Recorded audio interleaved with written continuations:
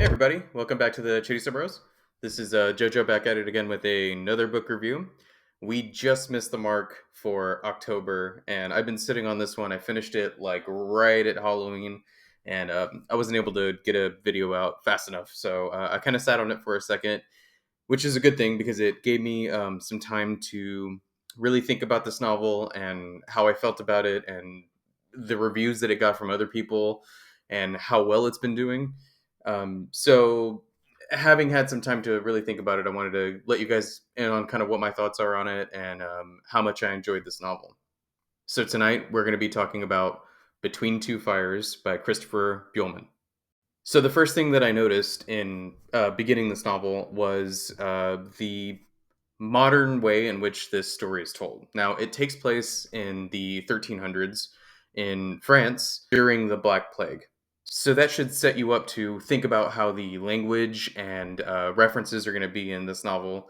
And what kind of shocked me again about how modern it is yeah, it does take place in the 1300s and it is in medieval times. But the way the language is worked out and worded and the unfolding of the story itself is very much modern and it is very easy to read because of that. The only issue that I seemed to have with it was that the pronunciations in my head were a little bit lost on me as an American, and I don't know anything about the French language at all. So, kind of wondering how to pronounce these names in my head, the places and things, Avignon and these different things, Mathieu, Matthew. I simplified it in my head, and I'm not gonna even try to act like I know how to say a lot of this stuff. But that was one of those things where it didn't really take me out of it too much. But it was something that kind of like it was a little bit of a hump I had to get over. Was some of these names were a little bit rough for me to remember and think about how it's supposed to properly sound. That kind of got me a little bit, but whatever. It's such a small thing. But overall, in terms of again how modern it is, it reminded me of a couple of things. So this is a medieval fantasy horror, right? The way that it's written, the way that the characters talk to each other, and like I said, the plotting, it very much reminds me of, say, a George R. R. Martin. That's an easy one. I think a lot of people are saying that that's what this kind of reminds them of, where it's taking place in old times, but the way that they talk to each other and the things that happen are very modern dark fantasy esque. So George R. R. Martin is an easy one to sort of peg that comparison on. But Joe Abercrombie, for those of you that read The Blade itself and whatever that series is called, y'all will find that this kind of feels very much like that. And I couldn't help but think about one of our main characters in here as Logan Ninefingers. And maybe that'll make a little bit of sense if you've read the Blade itself or the Joe Abercrombie series, right? What's going on in this story is basically, there's this young lady named Delphine. She's, I want to say, just at the end of prepubescence. Her parents, she's orphaned because of the bubonic plague that's going on, and our arguably main character of this, Thomas, comes through and saves her from some brigands, and he's sort of part of that crew. But anyway, he saves her, and then she attaches herself to him, and they go on a quest together. The thing is, we're unsure if Delphine is actually talking to angels. So she kind of reveals, like, hey, this is what's happening. And then as the story unfolds, you're supposed to decide that she is or that she might be, and we as readers are being tricked into thinking that angels are talking to her. It might be some demonic force. We're kind of unsure, but you're basically supposed to take it as she's talking to angels, and her and Thomas are supposed to go on this quest. And that's basically the entire story, right? They run into a priest who's sort of the third in this little group. He is a homosexual, and in the church, in heavy Catholicism, this is a big no-no, right?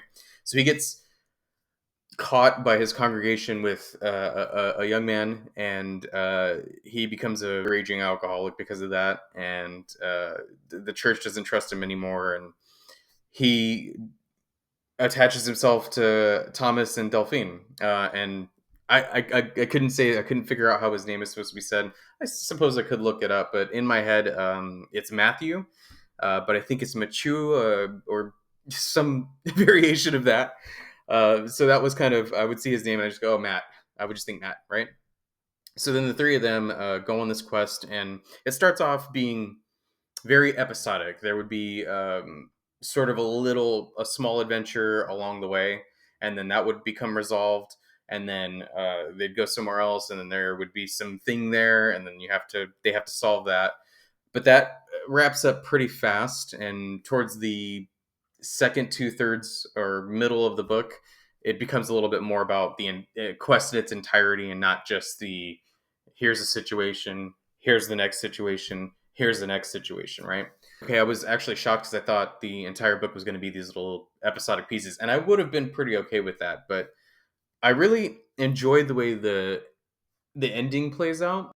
It wraps up in a nice bow, and it's not as bleak as you might expect it to be based on what's happening the entirety of the story. Because along the way, they might go to a homestead somewhere, or they might go to a place, and then there's this reek of corpses, and there's just dead bodies everywhere, and people are sick and they're desperate, and it's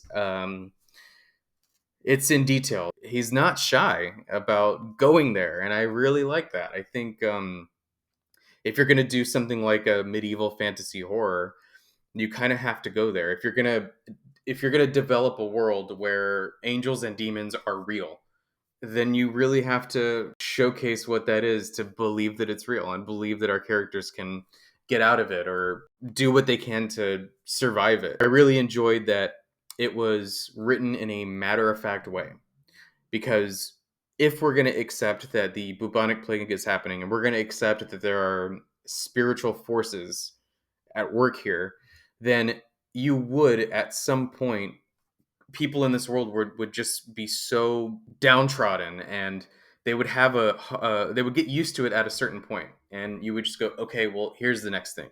It wasn't like, oh my god, there's angels, oh my god, there's devils, there's demons. This is a world where their belief in Catholicism is vindicated. They expect this kind of thing to happen, and then when it does, yeah, it might be this horrible thing, but that just amplifies what they already believed could have happened. If they're supposed to think that the end of the world is possible and things have to get worse before they get better, then it's easy to accept that this all could be happening. And that was written very cleverly by Buehlman. The fact that everyone just sort of accepts it for what it is really showcases that. It wasn't really scary. I know this is being touted as a medieval fantasy horror, but I didn't really find anything scary. It was just more so horrific and disturbing. I didn't come away from the story scared, is what I'm trying to say. I'm gonna go probably like a 4 out of 5 stars on this one. It wasn't perfect, I think, and again, this is just a personal thing. This is just, I'm a regular guy. I'm just a guy that likes to read. That's all I am. I'm not a scholar, and I hope my opinions can showcase that. I'm just reading some shit and telling you about something I liked, right, or didn't like. The only thing that doesn't get it to that 5 star level is the fact that I had a little bit of a hard time with the French names. Again, it's not that big a deal. It was just because I had a little bit of a hard time keeping track of some of the town names and some people's names and stuff. I had to go back and like look at it and rethink it, and that wasn't fun for me. So that's probably one of the only reasons that it's not 5 stars, right? So I think that if you can have an easy time keeping track of all the characters and the names, and again, this I'm just a southern boy from Texas. What do I know, right?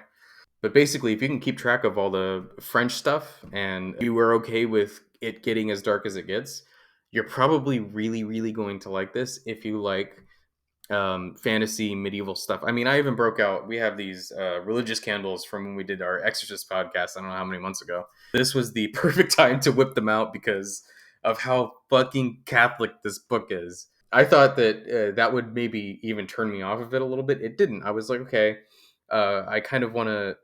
I kind of like the idea of angels and demons battling, and some very morally gray characters having to deal with this and seeing the desperation and the violence and everything. And it was very cool to see that cultural thing. It was something I grew up with and have since kind of strayed away from, but it was cool to sort of go, this is a world where demons exist and they're trying to harm you.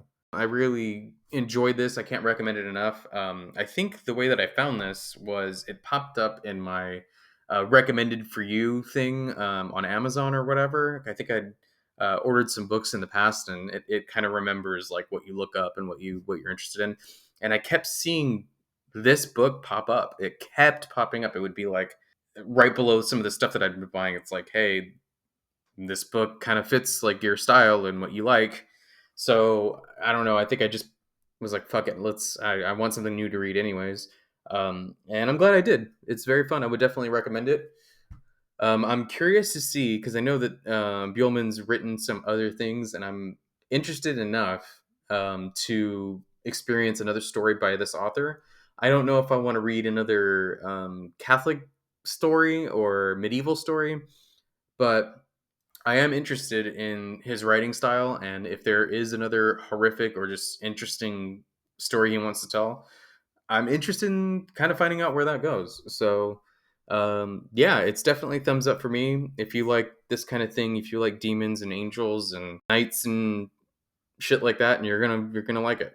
I wouldn't recommend it for anybody that doesn't like the darkness, that doesn't maybe the bubonic plague stuff is a little bit played out for some people. I don't know. But I think most people that, if you are interested in that kind of thing, are going to really like it. I don't really have any negatives as far as storytelling or character development or anything like that. It's all pretty thumbs up. So anyway, on that note, I'm going to get out of here, you guys. Thank you so much for joining this little video. Great book. I think the next thing we're going to be doing is Rocky 3. I think Chris is going to be on the Rocky 3 video, and that should be filmed next week. And then at some point, maybe at the end of November or the beginning of December, we're going to do Jurassic Park. So the guys are reading the book right now, and we're going to rewatch the movie right before we do the podcast. So stay tuned for that. I think that one's going to be a really fun one. I'm about halfway through the book right now, Jurassic Park. It's very different than I expected. So this is going to be a really fun one, you guys. Stay tuned. Thank you so much for all of y'all that took the time to sit here and chit chat about this. Yeah, I'm going to get out of here, guys. Thank you so much again. Bye-bye.